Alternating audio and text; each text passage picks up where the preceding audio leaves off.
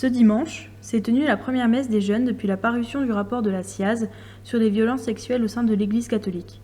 Rendu public le 5 octobre dernier, le rapport Sauvé porte à 216 000 le nombre de victimes d'abus sexuels par un membre du clergé.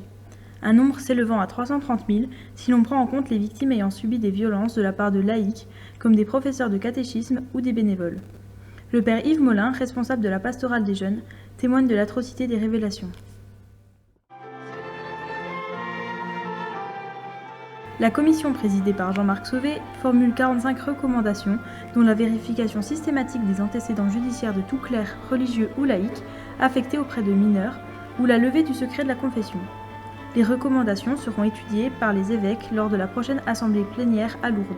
Quand je fais des rencontres avec les jeunes dans les différents groupes, je suis attentif à ce que les familles puissent savoir que c'est un cadre qui est sûr. J'organise régulièrement des pèlerinages pour des jeunes, des camps, et voilà, je veille à ce que tous les intervenants aient fourni auparavant, comme le préconise la jeunesse et les sports, un extrait de casier judiciaire, à ce que les familles puissent savoir qui est présent, savoir qu'un enfant n'est jamais seul avec un adulte dans un lieu, mais qu'il y a toujours différentes personnes. La Fédération France Victimes a mis à disposition un numéro d'écoute et peut orienter vers une association d'aide aux victimes, qui peuvent également se tourner vers une cellule d'écoute en place dans le diocèse de Moulins.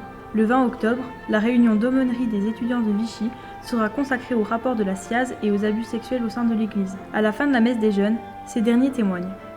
C'est un sujet que l'on va évoquer, on va parler de ce rapport pendant 2 heures, en suivant bien sûr tous les conseils qui nous ont été donnés et ce que notre cœur dit par rapport à tout ça, voilà, dans la prière, dans l'écoute, dans le soutien aux personnes qui ont vécu ça.